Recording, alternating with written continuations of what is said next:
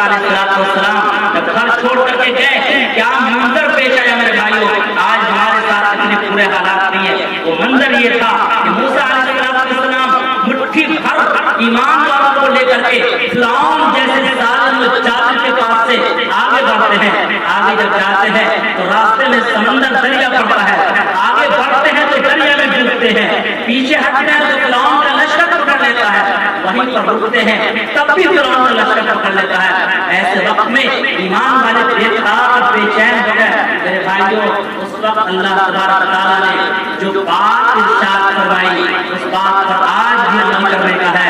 اللہ تبارک تعالیٰ نے فرمایا لا تحزن ان معی ربی سیہدین، غم مت کرو، میرے ساتھ میرا رب ہے جو فرعون سے زیادہ طاقتور ہے۔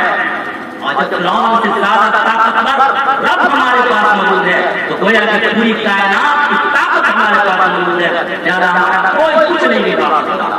وہی یقین کی طاقت آج ہونا چاہیے کتاب میں۔ کتاب کے چند اوراق، قرآن مجید کے چند اوراق کو صرف ثواب کی نیت سے پڑھ لینا، مردے کو ثواب پہنچانے کے لیے پڑھ لینا۔ میرے بھائیوں، جتنا مقصد سے آپ پڑھیں گے قرآن آپ کو نہیں دے گا۔ قرآن کو ہدایت کے لیے پڑھیے، قرآن کو رہنمائی کے لیے پڑھیے۔ عیسیٰ علیہ السلام کے ساتھ بھی وہی ہوا تو حکومت کے لوگوں نے چڑھا بڑھا دیا کہ یہ شخص آپ کی حکومت ختم کرنا چاہتا ہے۔ محمد عربی صلی اللہ علیہ وسلم کے ساتھ بھی یہی ہوا۔ چنانچہ محمد عربی صلی اللہ علیہ وسلم نے لوگوں کو سمجھانا شروع کیا تو لوگوں نے محمد عربی صلی اللہ علیہ وسلم کے پاس جو آفر دیا، اس آفر سے اندازہ ہوتا ہے کہ وہ لوگ کیا سمجھ رہے تھے۔ انہوں نے آفر دیا کہ اے محمد، اگر تم چاہتے ہو کہ تمہاری حکومت ہو، ہم تمہاری حکومت ماننے کو تیار ہیں، اگر اپنے دین کی تبلیغ کو چھوڑو۔ گویا کہ وہ سمجھ رہے تھے کہ یہ بھی حکومت کرنا چاہتے ہیں۔ ہر دور میں ہمارے ساتھ ایسا ہوا ہے، لیکن قرآن نے جو انقلاب پیدا کیا ہے، قرآن اگر قیامت تک رہنے والی کتاب ہے، قرآن ایک زندہ کتاب ہے، جو قرآن سے جڑ گیا اس کا مطلب طاقت پیدا ہوگی۔ اللہ تبارک تعالیٰ نے فرمایا اِنَّا عَرَضْنَا الْأَمَانَةَ عَلَى السَّمَاوَاتِ وَالْأَرْضِ، یہ قرآن جو اللہ کی امانت ہے، یہ ہم نے آسمان کو دیا، یہ ہم نے زمین کو دیا، یہ ہم نے پہاڑ کو دیا۔ پہاڑ کانپنے لگا کہ قرآن جیسی بھاری چیز کو نہیں اٹھا سکتے، آسمان نے انکار کر دیا، قرآن جیسی مضبوط چیز کو ہم نہیں اٹھا سکتے، دھرتی کپکانے لگی کہ ہم قرآن کو نہیں اٹھا سکتے۔ اس قرآن کو وَحَمَلَهُ الْإِنسَانُ، انسان کے سینے نے اٹھا لیا۔ اس کا مطلب یہ ہے کہ جس کو پہاڑ نہیں اٹھا سکا، زمین نہیں برداشت کر سکی، آسمان نہیں برداشت کر سکا، اس کو اگر انسان کے سینے نے پیچھے کرتا ہے اور ان کا سینہ پہاڑ سے زیادہ مضبوط ہے، جو انسان کا سینہ اتنا مضبوط، اتنا طاقتور ہو، وہ دنیا کی کسی طاقت سے ڈر جائے، یہ ممکن ہے۔ میرے بھائیوں، قرآن کی طاقت کو آپ سمجھیے اور قرآن کو واقعی قرآن کی طرف پڑھیے۔ اگر آپ قرآن کو صحیح سے نہیں پڑھتے ہیں تو میں آخری بات سے حل کر رخصت ہوگا۔ مجھے بات بہت ساری کہنی تھی لیکن علماء قرآن کی جو لمبی فہرست ہے، میں آخری بات سے حل کر آپ سے رخصت ہوگا۔ اگر آپ قرآن کو نہیں پڑھتے ہیں ٹھیک سے تو آپ ایک طرف دعویٰ کرتے رہیے کہ مجھے اللہ سے محبت ہے، مجھے رسول اللہ سے محبت ہے، لیکن رسول اللہ صلی اللہ علیہ وسلم نے ہماری اور آپ کی شکایت کی ہے۔ قرآن مجید کے اندر ہے وقال رسول یا رب ان قوم اتخذوا هذا القرآن مهجورا، رسول شکایت کرتے ہیں اے پروردگار میری قوم نے قرآن کو چھوڑ دیا۔ علماء کرام جانتے ہیں شکایت کا لفظ ہجا، شکایت کا انداز وہی والا ہے جو حضرت نوح علیہ السلام نے اللہ سے شکایت کی تھی، یا رب انی دعوت قومی لیلا ونہارا، میں نے رات دن اپنی قوم کو پکارا، میری قوم نے میری بات نہیں مانی۔ اسی انداز میں رسول اللہ صلی اللہ علیہ وسلم شکایت کر رہے ہیں وقال رسول یا رب ان قوم اتخذوا هذا القرآن مهجورا۔ آپ کو پتہ ہے نوح علیہ السلام نے اسی انداز کی شکایت کی تو اللہ تعالیٰ نے پوری قوم کو غرق کر دیا۔ محمد عربی صلی اللہ علیہ وسلم نے اسی انداز کی شکایت کی، ہمیں بھی غرق ہو جانا چاہیے، جو قرآن کو توڑ ہوئے تو غرق ہو جانا چاہیے، لیکن رسول صلی اللہ علیہ وسلم تو رحمت للعالمین ہیں، آپ کی رحمت کی وجہ سے، آپ کی دعاؤں کی وجہ سے بچے ہیں۔ میرے بھائیوں، ایک میسج لے کر کے جائیے کہ کیا ہم قرآن کو پکڑے ہوئے ہیں یا قرآن کو چھوڑے ہوئے ہیں؟ یقیناً ہم نے قرآن کو پکڑا ہوا ہے، لیکن لیکن جس مضبوطی سے پکڑنا چاہیے اس مضبوطی سے ہم نے قرآن کو نہیں پکڑا. اللہ نے فرمایا وَاعْتَصِمُوا بِحَبْلِ اللَّهِ جَمِيعًا, سب کے سب اللہ کی رسی کو مضبوطی سے پکڑ لو. اور اللہ نے اللہ کے رسول صلی اللہ علیہ وسلم نے فرمایا القرآن وحبل اللہ الوکیل, قرآن اللہ کی مضبوط رسی ہے. اب جیسے سیلاب آئے اور پانی کا تیز بہاؤ ہو اور آپ کو پانی بہا لے جا سکتا ہے, اس کا دو آپشن ہے. ایک آپشن یہ آپ کے لیے ضروری ہے بچنے کے لیے, وہ یہ ہے کہ کسی مضبوط چیز کو پکڑیے. نمبر دو, مضبوطی سے پکڑیے.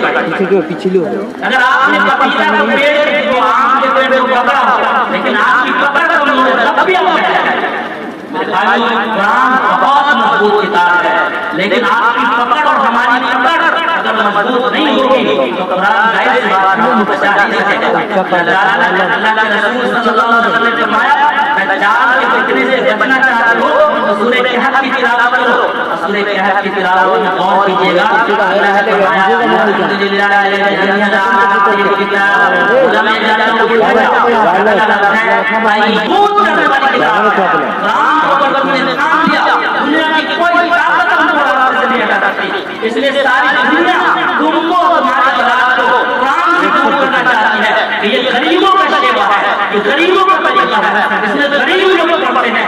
یار ہم کو امید ہے دولت مند ہے, ہمارے بچے کیوں مدرسے میں پڑھیں گے؟ طرح طرح کی چیزوں اور ناروں کے ذریعے قرآن سے آپ کو آپ کی اولاد کو دور کیا جا رہا ہے. آپ ان کی زبان اور ان کے لہجوں کو سمجھیے. تو اللہ کے رسول صلی اللہ علیہ وسلم نے قرآن میں جو اللہ کے رسول کی بات فرمائی گئی ہے, وقال رسول یا ان قوم اتخذوا هذا القرآن مهجورا, میری اس قوم نے قرآن چھوڑ دیا. میرے بھائیوں غور سے سنیے, اگر آپ قرآن نہیں پڑھتے ہیں تو آپ قرآن کو چھوڑے ہوئے ہیں.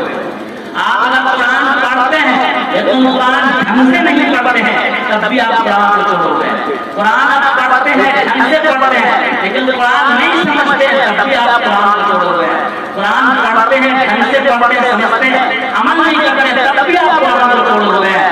قرآن پڑھتے سمجھتے عمل کرتے سب کچھ ہے لیکن قرآن کی دعوت اور تبلیغ نہیں کرتے, قرآن کو پھیلانے کا کام نہیں کرتے تب بھی قرآن کو چھوڑے ہوئے ہیں. لہٰذا دعا کے لوگوں آپ سے میں یہ بات کہنا چاہوں گا کہ آپ خود قرآن مجید کی تلاوت کیجیے. علماء کرام سے قرآن کی تلاوت سیکھیے, علماء کرام سے قرآن کے معنی اور مطلب کو سیکھیے, قرآن پر عمل کیجیے اور قرآن کی تبلیغ و ارشاد کے لیے اس ادارے کو مضبوط کیجیے. مولانا کے قدم کو مضبوط کیجیے, مولانا کی حوصلہ افزائی کیجیے. میٹرک پاس اگر آپ کے آتا ہے اگر اس کی حوصلہ افزائی کر رہے ہیں تو حکام کی بھی بات کیجیے. اگر نیٹ پاس کر کے کوئی لڑکا آتا ہے جگہ جگہ اس کے لیے استقبالیہ کا پروگرام ہوتا ہے. اگر آپ کی بستی میں کوئی نیا عالم اندر کے آئے آپ ان کا اتنا شاندار پروگرام کیجیے کہ لوگ سمجھے کہ یہ اپنے علماء میں کتنا شاندار استقبال کرتے ہیں.